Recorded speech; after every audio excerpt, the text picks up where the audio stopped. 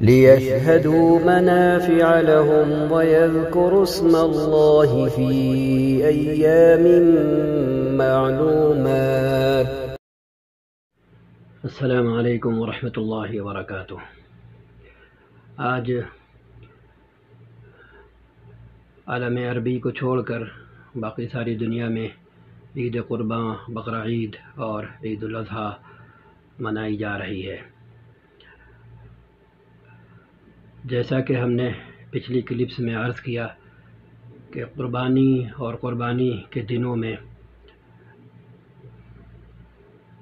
اللہ تعالیٰ کو جانور کی قربانی سے بڑھ کر کوئی اور چیز محبوب، مرغوب اور مطلوب نہیں ہے، کیونکہ قربانی جو ہم جانور کی صورت میں اللہ کی نظر کرتے ہیں، اللہ کو پیش کرتے ہیں، یہ دراصل اس اصل اولاد کی قربانی کی، بیٹے کی قربانی کی یادگار ہے، علامت ہے، رمز ہے، نشانی ہے، جو اللہ کے نہایت برگزیدہ نبی ابو الانبیاء حضرت ابراہیم خلیل اللہ علیہ الصلاۃ نے یہ خواب دیکھنے کی صورت میں مسلسل ایک خواب دیکھنے کی بنیاد پر اللہ تعالیٰ کے حضور پیش کی تھی، اور اپنے نوعمر چھوٹے سے صاحبزادے حضرت اسماعیل علیہ السلام سے پوچھا تھا، یا بنی انی اری فی المنام انی اذبحک فانظر ماذا تری، اے میرے پیارے بیٹے، اے میرے لخت جگر، اے میرے نور نظر، میں خواب میں دیکھ رہا ہوں تمہیں ذبح کرتا ہوا، میں دیکھ رہا ہوں خواب میں کہ میں تمہیں ذبح کر رہا ہوں۔ تو ایک دن، 2 دن، 3 دن جب مسلسل یہ خواب آتا رہا تو آپ سمجھ گئے کہ اللہ کو یہ منظور ہے اور یہ مطلوب ہے، تو آپ نے اپنے صاحبزادے سے سوال کیا اور پوچھا، ماذا تری، تم کیا کہتے ہو اس بارے میں، تم کیا کہتے ہو، تمہاری کیا رائے ہے؟ تو حضرت ابراہیم علیہ السلام نے حضرت اسماعیل علیہ السلام کی کیسی تربیت کی تھی، کیسی ان کی نگہداشت کی تھی، کیسا ایمان ان کے دل میں اس چھٹپنے میں بسا دیا تھا، رگ و ریشے میں پیوست کر دیا تھا، جس کا ہم وہم و گمان بھی نہیں کر سکتے، کیونکہ ہم تو آج کی دنیا میں مست ہیں، ظاہر پرست ہیں اور مسائل پرست ہیں۔ حقیقت سے صرف نظر کر کے ہم مسئلے میں پڑ جاتے ہیں اور یہ بھول جاتے ہیں کہ مسائل بعد میں ہے، حقیقت پہلے ہے۔ تو کیسی تربیت کی تھی، قرآن نقل کر رہا ہے، کوئی اور نقل کرتا تو آدمی احتمال پیدا کر دیتا، جیسے آج کلام رسول میں احتمال پیدا کیا جا رہا ہے اور احتمالات پیدا کیے جا رہے ہیں۔ لوگ اپنے اپنے مطلب کی چھانٹ کر باقی سب کے اندر قیل و قال کی صورت پیدا کر رہے ہیں، اور نبی کریم یہاں تک کہ کچھ تو ایسے ہیں جو سرے سے حدیثوں کا انکار ہی کر رہے ہیں۔ جی، تو اصل بات کی طرف آتے ہیں کہ انہوں نے حضرت اسماعیل علیہ السلام نے اس نوعمری میں، اس چھٹپنے میں والد محترم سے فرمایا، یا ابتی افعل ما تؤمر۔ خواب کی صورت میں، مسلسل خواب دکھائے جانے کی صورت میں آپ کو جو حکم دیا جا رہا ہے اور اللہ آپ سے جو چاہتے ہیں آپ اسے کر گزریے۔ ستجدونی، رہی میری بات تو آپ ہم کو صابر و شاکر پائیں گے، انشاءاللہ من الصابرین۔ ہاں، انشاءاللہ، اللہ کی مرضی سے اللہ چاہے گا تو آپ ہم کو صبر کرنے والا پائیں گے، چھری کے نیچے ٹھہرا رہنے والا پائیں گے اور قربان ہو جانے والا پائیں گے۔ ہم ہائے ویلا نہیں مچائیں گے، ہم آپ کے حکم سے اور اللہ جو چاہ رہے اس سے سر منہ انحراف نہیں کریں گے۔ تو جب والد محترم اور ایسے عظیم صاحبزادے چلے اور پیشانی کے بل حضرت ابراہیم علیہ السلام نے لٹا دیا، اور چھری قریب تھا کہ چل جائے، یا یہ کہ ان کے اپنے علم کے مطابق چل گئی، لیکن اللہ تعالیٰ نے حضرت اسماعیل علیہ السلام کی گردن اور چھری کے بیچ میں مینڈھا لا کر کے لٹا دیا اور دونوں کے درمیان مینڈھے کی گردن کر دی۔ اب جب آنکھ کھول کر دیکھا تو دیکھا کہ چھری اسماعیل علیہ السلام کی گردن پر نہیں بلکہ مینڈھے پر چلی ہے اور مینڈھا قربان ہوا ہے۔ تو انتہائی حد تک کلائمیکس جسے کہتے ہیں، آخری سیکنڈ تک اللہ تعالیٰ دیکھتے رہے کہ ابراہیم کرتے کیا ہیں، اور جب وہ عمل ہونے چلا جس کے بعد ایک سیکنڈ کی اور سیکنڈ کے بھی کسی لمحے کی گنجائش نہیں تھی تاخیر کی، کہ اگر تاخیر ہوتی تو چھری پھر حضرت اسماعیل علیہ السلام کو ذبح کر چکی ہوتی، تو اللہ تعالیٰ نے اپنی قدرت کا مظاہرہ کیا اور مینڈھا اسماعیل علیہ السلام کی جگہ لٹا کر اسے قربان کروا دیا۔ تو یہ تو اللہ نے کیا، لیکن انسانی بس بھر اور ایک باپ اور بیٹے کے بس بھر، انہوں نے تو بیٹے نے اپنے آپ کو قربان کر دیا تھا اللہ کے حکم پر، اور باپ نے بھی اپنے بیٹے کو ذبح کر دیا تھا اللہ کی مرضی اور اس کی خوشنودی اور اس کے امر کو اور حکم کو پورا کرنے کے لیے۔ ٹھیک ہے، تو اب اس کو ہم بھول جائیں اور مسئلے مسائل میں پڑ جائیں کہ جو اگر ایمان والے ہیں اور کسی درجے میں بھی ہم یہ محسوس کر سکتے ہیں اور محسوس کرنے کی کوشش کریں کہ اللہ اگر ابھی ہمارا آپ کا امتحان لینے پر آ جائے اور مسلسل اگر خواب میں ہمیں اسی جیسا خواب اپنے بیٹوں کو لے کر اپنی اولادوں کو لے کر مسلسل دکھائی دینے لگے تو پھر ہم کیا کریں گے؟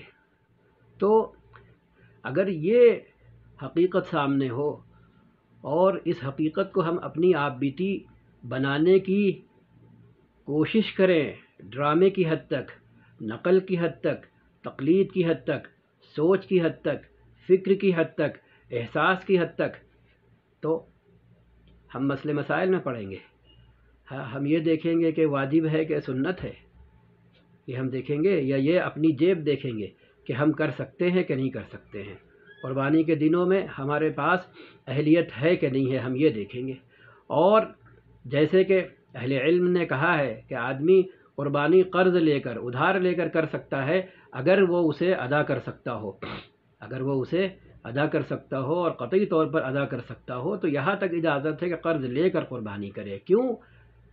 کیونکہ ایسی چیز کا بدل ہے، اگر وہ من و ان ہم پر آپ پر نافذ ہو جاتی تو پتہ نہیں اس کے بعد کہ ہم مسلمان رہتے یا کافر ہو جاتے آج کی دنیا میں، کہ نہیں جی، حالانکہ بیٹا دیا ہوا اسی رب کا، سب کچھ دیا ہوا اسی رب کا، یہ سانسیں جو چل رہی ہیں اسی رب کی دی ہوئی، یہ زبان جو حرکت کر رہی ہے اسی رب کی اجازت سے، سارے سوئچ اس نے آن کر رکھے ہیں، تو ہم حرکت بھی کر رہے ہیں، ہم چل بھی رہے ہیں، ہم بول بھی رہے ہیں، ہم لڑ بھی رہے ہیں، ہم صلح بھی کر رہے ہیں، ہم محبت بھی کر رہے ہیں، ہم نفرت بھی کر رہے ہیں، ہم عبادت بھی کر رہے ہیں، ہم گناہ بھی کر رہے ہیں، سب کچھ کر رہے ہیں، صرف اس وجہ سے کہ جس نے ہمیں پیدا کیا وہ ہمارے سارے سوئچ آن کیے ہوئے ہے اور اس نے ہمارا کوئی سوئچ آف نہیں کیا ہے۔ جن لوگوں کے سوئچ آف اس نے کیے ہوئے ہیں ہم انہیں دیکھ کر کے سبق لے سکتے ہیں، عبرت لے سکتے ہیں اور بہت کچھ سیکھ سکتے ہیں۔ نبی اکرم صلی اللہ علیہ وسلم نے فرما دیا، استفتی قلبک قبل ان تستفتی غیرک، خود سے پوچھ لو، کسی اور سے کیا پوچھتے ہو؟ تمہارا دل کیا تم کو دھوکہ دے گا؟ تمہارا دل کیا تم سے مکر و فریب کرے گا؟ تمہارا دل تم کو چیٹ کرے گا؟ ہرگز نہیں۔ خود سے پوچھ کر دیکھو، اگر ہم سے اولاد کی قربانی مانگ لی جاتی تو ہم کیا کرتے؟ اللہ کا اور قربانی سکھاتی ہی یہ ہے۔ آج NDTV پہ بہت اچھا عنوان لگایا ہے انہوں نے کہ قربانی کا مطلب کیا ہے؟ اپنی عزیز ترین چیز کو، اپنی عزیز ترین چیز کو اللہ کے حکم پر قربان کر دینا، اور یہ کر کے یہ اظہار کرنا کہ جانور تو جانور ہے، اگر تو نے جان مانگی تو، مال مانگا تو، شان مانگی تو، عزت مانگی تو تیری خاطر ہم سب کچھ تج دیں گے، لیکن تیرے نام کو امر کر دیں گے، ہر چیز پر غالب کر دیں گے۔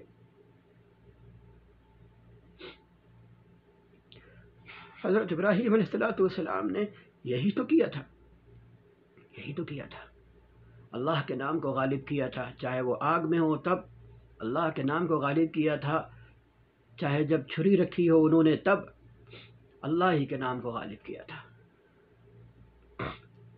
مسلمان ہے ہی اللہ کے نام کو غالب کرنے کے لیے۔ ہم اس اسلام سے اور اس ایمان سے بہت دور ہیں، بہت دور ہیں، جو کیوں اور کیا کے بغیر عمل پر کھڑا کرتا ہے۔ حضرت صحابہ کرام رضی اللہ تعالی عنہم اجمعین کی یہی تو شان تھی، جب تک نہیں مانا نہیں مانا، لیکن جب مانا تو کیسے مانا؟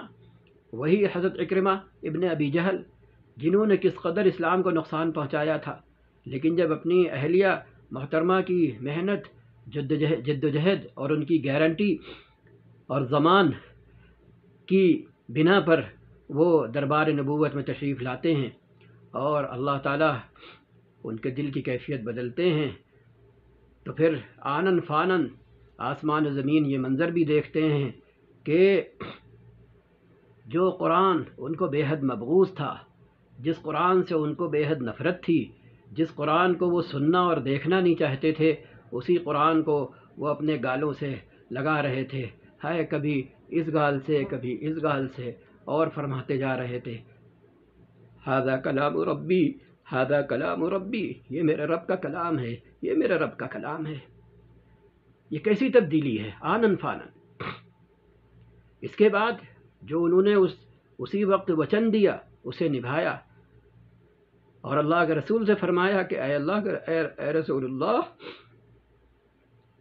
ایمان لانے سے پہلے اور کلمہ پڑھنے سے پہلے اور یہاں آنے سے پہلے تک آپ کے چہرے سے زیادہ نفرت آمیز، نفرت انگیز، ناپسند چہرہ کوئی نہیں تھا، لیکن اب آپ سے زیادہ محبوب کوئی چہرہ نہیں ہے۔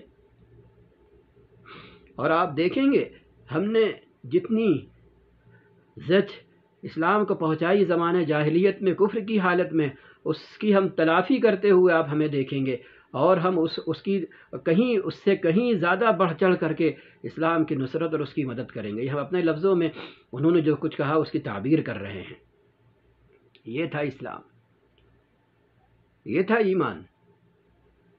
ہمارا ایمان، ہم یہاں کہا کرتے ہیں ہمارا ایمان ہے اصحاب کے ایمان سے بھی سینکڑوں گنا اور ہزاروں گنا اوپر ہے، کیونکہ ہم ہر حال میں راضی ہیں، ہم ہر حال میں راضی ہیں، عمل نہ کرنے پر بھی راضی ہیں، اور اللہ ہمارے ساتھ جو معاملات کرے اس پر بھی ہم راضی ہیں، وہ دے تو بھی ہم راضی رہتے ہیں، وہ نہ دے تو بھی ہم راضی رہتے ہیں، اللہ کی مرضی ہے، اللہ کی مرضی ہے۔ لیکن جب پلٹ کر اپنی طرف دیکھیں تو نہ دینے کی حالت میں ہم اس کے آگے پیشانی نہیں رگڑ رہے ہوتے ہیں، آزمائش کی حالت میں ہم اس کے آگے ناک نہیں رگڑ رہے ہوتے ہیں، اس کے آگے ہم آنسو نہیں بہا رہے ہوتے ہیں۔ جو تقاضا ہوتا ہے کہ انسان مشکل میں، تنگی میں اپنے مالک کے آگے بے قرار ہو کر کے تڑپے مچلے، اس سے مانگے، اور جب اللہ خوشی دے تو شکر کا اظہار کرے، خود اپنے ساتھ اچھا معاملہ کر کے، اپنے گھر والوں کے ساتھ اچھا معاملہ کر کے، اپنے ٹولے محلے کے ساتھ اچھا معاملہ کر کے،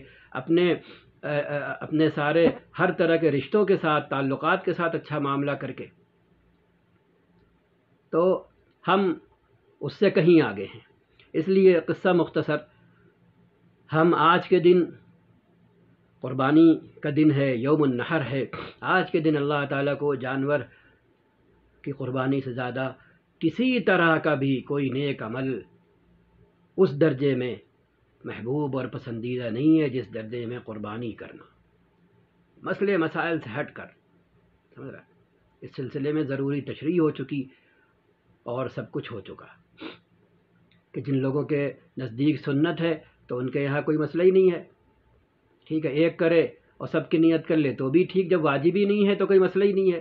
مسئلہ ان کے یہاں ہے جن کے یہاں واجب ہے، کہ جب واجب ہے تو اب جس پر واجب ہے وہ قربانی کرے گا۔ تو ہم ان دونوں باتوں سے ہٹ کر بات کر رہے ہیں، اس چیز کو صرف سامنے رکھ کر کے کہ ہم سے تو جان نہیں مانگی گئی اپنے رشتوں کی، اپنی اولاد کی، ہم سے تو صرف اس یاد کی نقل مانگی گئی ہے جو صرف تھوڑا سا مال قربان کر کے ہم کر سکتے ہیں۔ سمجھ رہا؟ کل ہم نے ایک میسج پڑھا، بڑی اچھی بات تھی اس میں کہ حسب حیثیت قربانی کرنا، حسب حیثیت، جیسے اللہ نے فرمایا ہے کہ وَأَمَّا بِنِعْمَةِ رَبِّكَ فَحَدِّثْ، کہ ہم جب تم کو نعمتیں دیں تو ہم انہیں دیکھنا بھی چاہتے ہیں کہ تم بخل کا معاملہ کر رہے ہو یا اس نعمت پر شکر ادا کر رہے ہو اپنے ساتھ اور دوسروں کے ساتھ حسن سلوک کر کے۔ اب کروڑوں میں کھیلنے والا، اربوں میں کھیلنے والا اگر لاکھ کی قربانی کرے تو اس کے لیے کیا ہے؟ لاکھ میں کھیلنے والا اگر ہزاروں کی قربانی کرے تو اس کے لیے کیا ہے؟ اگر ہزاروں میں کھیلنے والا سینکڑوں کی قربانی کرے تو یہ اس کے لیے مناسب ہے۔ لیکن ہم کر سکتے ہوں، ہم کاروبار میں اضافے کے ہر پل جتن سوچ سکتے ہوں اور کرتے ہوں، اور اللہ ہماری کوششوں کو کامیاب کر رہا ہو، ہماری مراد بر آ رہی ہو، اس کے بعد ہم خالصتاً لوجہ اللہ اگر کروڑوں میں اربوں میں رہتے ہوئے لاکھوں کا نذرانہ اللہ کے حضور پیش کر دیں، اور 1 لاکھ ہو تو 2 لاکھ ہو، چند لاکھ ہو، تو کیا اولاد کا بدل ہے؟ اولاد تو انمول ہے، اور جس نے دی ہے اسی کی ہے، وہ جب چاہے گا لے لے گا۔ اگر وہ یہ حکم دے دیتا کہ یا اللہ بسم اللہ کہ ایک جو ہے وہ ہمارے نام کریے، تو پھر کیا بیتتی ہم پر بیتتی کیا؟ اسی لیے کہ جب جانور آپ پہلے سے لائیں یا سال بھر پالیں یا اس سے پہلے سے پلا ہوا ہو اور اس کے بعد آپ اسے ذبح کریں تو پھر اپنے دل کا حال دیکھیں۔ لیکن آج قربانی بھی ہمارے لیے کمرشیل بن گئی ہے، گھر میں جگہ نہیں ہے، گندھ محسوس ہوتی ہے، جانور کا پیشاب اور مینگنی سے بڑی زحمت ہوتی ہے، وغیرہ وغیرہ وغیرہ وغیرہ، یہ ساری چیزیں یہ برداشت نہیں ہے تو باقی چیزیں تو اور نہیں۔ پہلے معمول تھا، گھر میں جگہ نہیں تھی، باہر گلی میں باندھے جاتے تھے جانور، گھر میں جگہ نہیں تھی، گھر کے باہر باندھے جاتے تھے، 10 دن پہلے سے، 15 دن پہلے سے لگتا تھا کہ ہاں کوئی تہوار آ رہا ہے، لگتا تھا کہ ہاں کچھ ہونے جا رہا ہے۔ تو جب اتنے دن کے بعد گردن بھر چھری چلتی تھی تو دل کا حال بھی عجیب ہوتا تھا، آنکھوں سے آنسو گرتے تھے، ٹپکتے تھے۔ وہی تو اللہ کو قبول ہے۔ اللہ نے کب کہا کہ لاکھوں کا جانور، ہزاروں کا جانور یہ ہمیں مرغوب ہے؟ وہ جذبہ ہم تک پہنچتا ہے، جس جذبے سے تم جانور کو قربان کرتے ہو وہ جذبہ پہنچتا ہے۔ اب یہیں پر سوال کر لیجئے کہ ہم جذبہ تو گیا کنارے، ہم پہلے ابھی اسی میں پھنسے ہوئے ہیں، کریں نہ کریں، ہائے ایک ہی کافی ہے یا یہ کہ انیک کافی ہیں؟ یہ ہے تمام تر احترام کے ساتھ، تمام تر ادب کے ساتھ، مسئلے مسائل کا پاس و لحاظ کے مسئلے مسائل کے پاس و لحاظ کے ساتھ، لیکن اس کا کوئی تک بنتا ہے؟ اتنی بڑی قربانی کو سامنے رکھ کر کے، جو جان کی تھی، جو اولاد کی تھی، کوئی تک بنتا ہے؟ سوچیں، مسئلے کے بارے میں یہ کب کہا گیا کہ بس آپ کچھ کرنے سے پہلے مسئلہ پوچھئے؟ یہ کہاں کہا گیا ہے؟ تب کہا گیا ہے کہ جب آپ غلط راہ پر ہوں، جب آپ شش و پنج میں ہوں، جب آپ نہ پوچھیں تو غلط راستے پر چلے جائیں گے، تب ہے فَاسْأَلُوا أَهْلَ الذِّكْرِ إِن كُنتُمْ لَا تَعْلَمُونَ۔ یہ کہا گیا جانتے نہیں ہو تو، ہمیں نہیں پتا قربانی کس چیز کی ہوئی تھی، ہمیں نہیں معلوم، جو ہم مسئلے مسائل میں اٹک جاتے ہیں۔ تو اس طرح سوچئے آج کے دن اور اللہ کے حضور وہ چیز پیش کیجیے جو رب چاہ رہا ہے، جو رب مانگ رہا ہے، جو رب کہہ رہا ہے۔ وہ کہے کہ قربانی کرو، ہم کہیں نہیں، پہلے ہم پوچھ لیں مولویوں سے، پہلے ہم پوچھ لیں کہ ایک کرے کہ انیک کرے۔ تو اگر ہم مسئلے مسائل کے چکر میں پڑے بنا صرف اس بات پر نگاہ ڈالیں کہ اللہ نے کیا کہا ہے، آج کے دن اللہ کو کیا پسند ہے، تو ہمارا مسئلہ ہی آسان ہو جائے گا۔ کسی سے پوچھنے کی ضرورت نہیں پڑے گی، نہ ادھر نہ ادھر، کیونکہ سیدھا سیدھا سب کو معلوم ہے کہ آج کے دن اللہ تعالیٰ کو کیا پسند ہے، اور کہ قربانی کے مقابلے میں کوئی اور نیک عمل چاہے مالی ہو چاہے بدنی ہو وہ پسند نہیں ہے، بس صرف اور صرف جانور کا خون بہانا پسند ہے۔ جب یہ ہے تو اس کے آگے کوئی بات ہی نہیں ہے۔ ورنہ مسئلے مسائل میں پڑھنا اور مولوی حضرات سے پوچھنا یہ بالکل ایسے ہی ہے جیسے ابا کہیں ادھر آؤ اور لڑکا کہے نہیں ہم امی سے پوچھائیں پہلے پھر آتے ہیں آپ کے پاس۔ سمجھ رہے؟ تو کیا کہا جائے گا کہ یار یہ کتا جو ہے وہ امی نے کتنی محنت کی ہے اس کے اوپر کہ ابا کا کوئی اس کو پاس و لحاظ ہی نہیں ہے کہ ابا بلا رہے ہیں اور کہہ رہا امی سے پوچھائیں تب آتے ہیں۔ تو ہم مولوی ہو کر کے ایسی امی بننا چاہیں گے، ایسی ماں بننا چاہیں گے کہ جو باپ کی اطاعت سے روکے؟ نعوذ باللہ من ذالک۔ ہم بیچ میں آ کر کے بندے اور اس کے خالق کے درمیان روڑا بن جائیں گے، طاعت سے اور عبادت سے ہم روکنے والے بنیں گے مسلک کے نام پر، یہ ہو تو وہ ہو تو۔ یا ہم سب کو سیدھے سیدھے کہنا چاہیے جیسے انصاف پسند ہے خدا ترس بندوں نے کہا کہ ان دنوں میں جس کے اندر قربانی کرنے کی استطاعت ہے وہ قربانی کرے، بات ختم۔ استطاعت ہے قربانی کرو، ایک کی ہے ایک کرے، ایک سے زائد لوگوں کی ہے ایک سے زائد کرے، اور یہ سوچ کر کریں۔ اپنے بچوں کو مفتی سے بعد میں پوچھیں، مولوی سے بعد میں پوچھیں، نبی کے کہنے کے مطابق اپنے دل سے پہلے پوچھیں۔ اپنے بچوں کو گود میں بٹھا لیں، جو چھوٹا بچہ ہو اسے گود میں بٹھا لیں، اور اس کے سر پر ہاتھ پھیرتے ہوئے منی من سوچیں کہ اللہ نے اگر یہ کہا ہوتا کہ اولاد قربان کرو تو کتنا بڑا کرم کیا ہے اس نے، کہ پتہ نہیں ہم مسلمان رہ پاتے یا نہیں رہ پاتے۔ اس نے اتنے بڑے عظیم واقعے کی نقل میں صرف ہم سے کہا ہے کہ جانور کی قربانی دو، ہم وہ بھی نہیں کریں گے، ہم اس سے بھی جان چھڑائیں گے مسئلے مسائل کے نام پر۔ اللہ کچھ کہہ رہے ہیں اور ہم کہیں گے ذرا سا رک جائیے، ٹھہر جائیے، ذرا مفتیان کرام سے اور مولویان حضرات سے پوچھ لینے دیجیے، پہلے ادھر طے ہو جائے کہ ایک کریں کہ انیک کریں، ان سب میں پڑھیں گے۔ اس طرح سوچیے تو یہ صریح یہ طرز عمل بیوقوفی سے بھرا ہوا ہے اور انسلٹ ہے، توہین ہے اس دن کی اور ان دنوں کی، اور اللہ کی چاہت کی۔ نبی نے جو اظہار فرمایا اللہ کی طرف سے اس اظہار کی، نبی کے فرمان کی، قرآن کی آیت کی، ہر چیز کی توہین ہے مسئلے مسائل کے نام پر میرے نزدیک۔ جیسے حضرت ابراہیم اور حضرت اسماعیل علیہ السلام نے شیطان کی ایک نہیں چلنے دی اور جا کر کے قربانی دینے کی ٹھان لی، تو ہم بھی تو یہی کر سکتے ہیں کہ ہم کسی کی چلنے نہیں دیں، اور ہم یہ کہیں کہ ہمیں پتہ ہے بھائی کہ عید الاضحیٰ کس لیے آتی ہے، اور ان دنوں میں اللہ تعالیٰ کو کیا چیز سب سے زیادہ محبوب ہے، مرغوب ہے، مطلوب ہے، ٹھیک ہے، اس لیے ہم کر سکتے ہیں تو ہم وہ کام کریں گے، ہم اپنے رب کو خوش کریں گے، ہم اپنے رب کو راضی کریں گے۔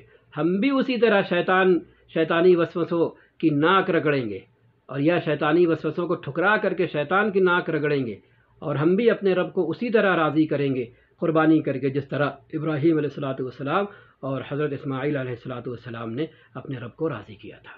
بس اتنی سی بات ہے، اس طرح سوچیں، اولاد کو بٹھا کر اور سوچ کر، پھر دل کو دیکھیں کہ دل بدلتا ہے کہ نہیں، دل کے اندر اللہ کی محبت پیدا ہوتی ہے یا نہیں، تعلق مع اللہ نصیب ہوتا ہے یا نہیں۔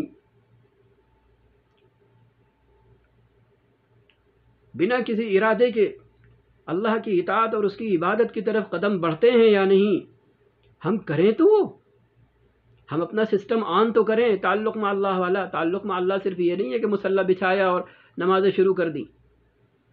سوچ سے بڑھ کر سوچ ہر تعلق کی ابتدا ہے. سوچ. اسی لیے قرآن نے جگہ جگہ کہا ہے اس میں نشانیاں ہیں سوچنے والوں کے لیے، اس میں نشانیاں ہیں عقل رکھنے والوں کے لیے ہے، اس میں نشانیاں ہیں نصیحت حاصل کرنے والوں کے لیے.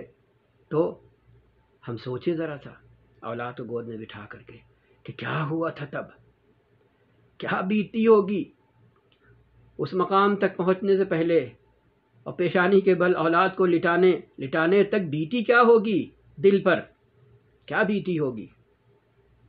ہم پر خالی مال خرچ کرنے سے بیت جاتی ہے اور اندرون ہمارا طرح طرح کے بہانے ڈھونڈتا ہے. اسی لیے ہم مسئلے مسائل کے چکر میں پڑتے ہیں. ورنہ اگر ہم ہانیسٹ ہوں تو مسئلہ ہی نہیں ہے کوئی. بھائی ہم کر سکتے ہیں کریں گے، نہیں کر سکتے نہیں کریں گے. اللہ نے زبردستی تو نہیں کی ہے. ہاں زبردستی کہاں کی ہے. اس لیے آج کے لیے بس اتنی بات کافی ہے. آئندہ انشاءاللہ اس بات کی بھی وضاحت کرنے کی کوشش کریں گے کل ول کہ قربانی ہی کیوں ضروری ہے اور قربانی کے بدلے غریبوں کی خدمت قربانی کی رقم سے کیوں نہیں کی جا سکتی ہے. حالانکہ جو باتیں ہم نے عرض کی ہے اسی میں اس کا جواب آ گیا ہے. ایک سطر میں قربانی اس لیے ضروری ہے کہ اللہ نے ان دنوں میں قربانی کرنے کو کہا ہے. جیسے نماز کی تلافی روزے سے نہیں ہو سکتی، روزے کی تلافی نماز سے نہیں ہو سکتی.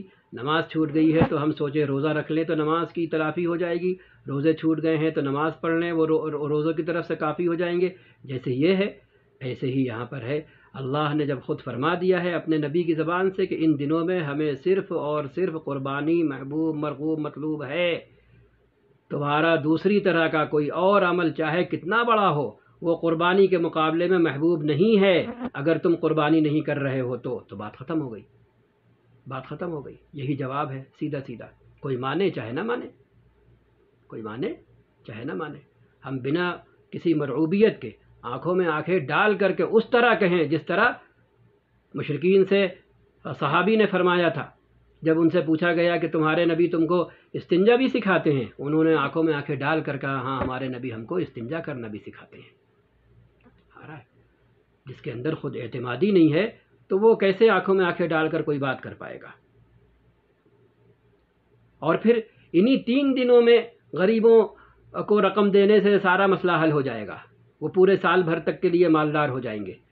ہے 362 دن انہیں کسی طرح کی ضرورت نہیں پڑے گی. ہاں یہ ذرا پوچھیں. تو اس لیے ذرا سا دماغ لگائیں تو وہ لغو اور فضول ہے ہر چیز سے کہ آنکھ بند کر کے وہی سمعنا و اطعنا جو صحابہ کا معمول تھا کہ جب تک انہوں نے نہیں مانا، جب مانا تو پھر کیوں اور کیا سے دور رہے. وہ بس یہ نبی کا حکم ہے ہمیں کرنا ہے، اللہ نے یہ کہا ہے ہمیں اسے کرنا ہے. بات ختم. ٹھیک ہے انشاءاللہ. تو آج کے لیے اتنا کافی ہے. اللہ تعالی ہم کو اور آپ کو توفیق دے کہ ہم اپنے اللہ کے اس کے نبی کے احکامات بنا کسی چوں چرا کے کیوں اور کیا کے بجا لانے والے بنیں اور مسائل کی طرف تب رخ کریں جب ہمیں یہ اندیشہ ہو اور خطرہ ہو کہ ہم کسی غلط راہ پر چل پڑیں گے اور ہم سے کوئی انہونی ہو جائے گی تب. اور جب دور دور تک اس کا وسوسہ نہ ہو، اندیشہ نہ ہو، تو پھر ہم آنکھ بند کر کے اللہ کے حکموں کو پورا کریں. کوئی ہم سے نہیں پوچھے گا کیونکہ نبی نے کہہ دیا ہے اپنے دل سے پہلے پوچھو، دوسروں سے بعد میں پوچھو. دل کبھی دھوکہ نہیں دیتا، دل کبھی مکر و فریب میں مبتلا نہیں کرتا. دل ہمیشہ سچ کہا کرتا ہے اور دل ہمیشہ سچ کی راہ پر چلنے کو کہتا ہے. اللہ حافظ. السلام علیکم ورحمۃ اللہ وبرکاتہ.